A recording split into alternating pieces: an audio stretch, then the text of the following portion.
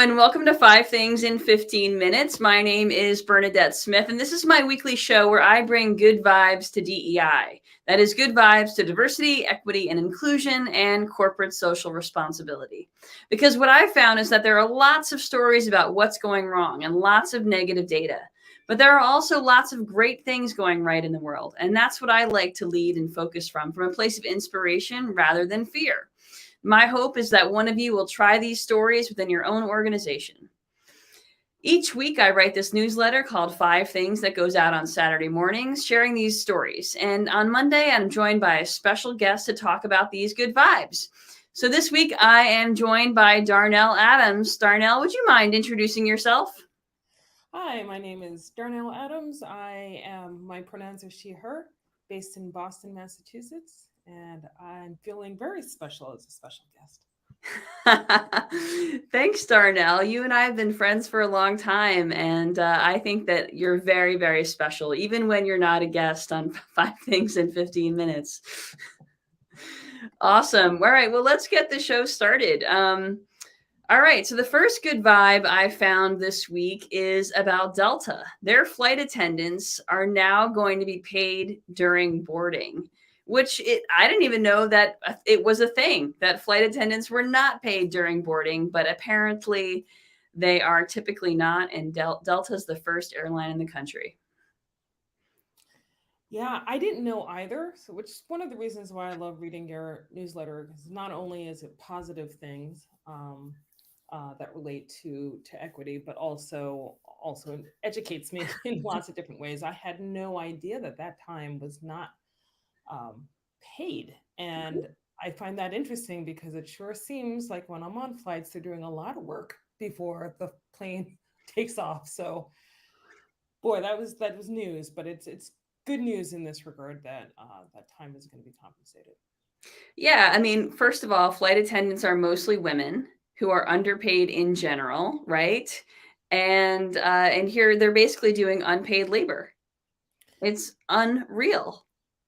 It's for many of us, those of you who are listening right now, and certainly for me and Bernadette, the idea that you know skilled or unskilled work even is somehow lesser, not in need of compensation, is fairly outrageous. So I don't understand. Certainly we weren't in the rooms when these decisions were being made. Would love to know the history of how that ever even came to be. Right. um, but certainly now that it's on the radar of folks, I think there's going to be lots of questions about how that happens and how that can continue to happen with different organizations. Maybe that'll be a push in the right direction for others. Well, I'm sure that it will be. I mean, for it came about through the flight attendants union. So go unions. And I can only imagine that the other airlines are going to be under pressure to follow very soon. Yeah, absolutely. Unions certainly are having their kind of resurgence, given lots of different factors that are happening right now. So this is one of the ways in which, obviously, a collective movement can can push for kind of more equitable treatment for workers. Exactly. Exactly. All right. So I love that story from Delta, and I was just as shocked as you were. Absolutely. All right. Next story is about a bunch of companies. Well, 3 companies in particular that continue to do really well in terms of supporting Black business owners, particularly Black entrepreneurs, through incubator programs, professional mentorships, and financial support. So Target, Sephora, and Ulta Beauty have really continued to build a pipeline of beauty professionals and Black businesses that are actually finding their way on shelves. So there's an article I found in CNBC about how that's actually working really well, especially in the employment gap right now. Yeah, what's really exciting about this too is that beyond the kind of the headlines, kind of what at times was seemingly some, kind of quick reactions to lots of things that were happening in the news, and the fact that people were starting speaking more about um, pipelines and more equitable treatment, particularly for Black women, et cetera, that this was kind of happening without the glare of, the spotlight Right. folks, right? So they're expanding, continuing the work, expanding it without, again, the glare of the headlines, right? It's like work that they're committed to do over time, which is Exactly. You, exciting. exactly, because so many commitments were made 2 years ago, and to see that this work is continuing, it's expanding, it's deepening, and it's working. These are businesses that are finding their ways onto shelves. They're creating more jobs. They're, bit by bit reduces the racial wealth gap. I mean, these types of equity initiatives really are meaningful because these businesses might not have that type of exposure or investment otherwise. Yeah, absolutely. And, I'm a big fan of entrepreneurship, um, and Yep. all the ways in which it can, not only for, a singular person be able to create wealth, create value in a community, but kind of in a larger kind of scheme, what business owners can do for communities and strengthen communities. So Absolutely. I'm super excited about that this is continuing to happen and that the results have been so frankly positive. Absolutely. And, that is one thing that you and I have had in common. And that is how I met you, In is a long through time. our mutual entrepreneurship many years ago. All right. Next story comes from Sesame Street. Sesame Street has a new Muppet named Amira, who's in a wheelchair and is also a displaced refugee. Now, Amira is going to air on the version of Sesame Street created for the Middle East and North African audiences, and which I didn't even know that there was such a Sesame Street for those audiences, but that in and of itself is amazing. But what's cool about Amira is that she's funny, she loves basketball and science, and it just shows that we're much more than our circumstance. So it's all about representation on Sesame Street. Yeah, I knew about, I must have seen some show and they were actually talking about um, uh, this version of Sesame Street and how important it was, um, particularly for, for children who are refugees. I didn't realize that the model also was trying to think about how to make it something that was replicable. Unfortunately, for many of the different circumstances where people are finding themselves and their children's displaced. So not only in this situation, they're also looking at kind of quickly replicating something for the Ukrainian refugees as well. Right.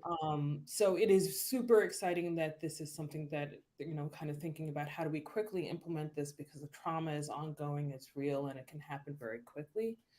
Sad set of circumstances in our world that it's needed to be replicated so often and so rapidly. But so glad that this tool is here for kids who are suffering.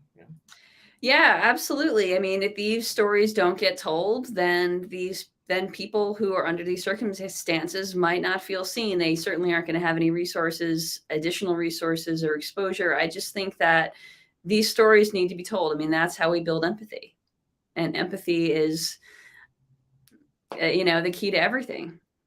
Right. And, as you were mentioning before, it's not just that, Sesame Street is looking, at kind of these educational opportunities, and kind of being able to reflect the experiences on screen for kids, but also that they chose a girl that was uh, in a wheelchair, but also love science and love basketball. Yay, science! Yay, basketball.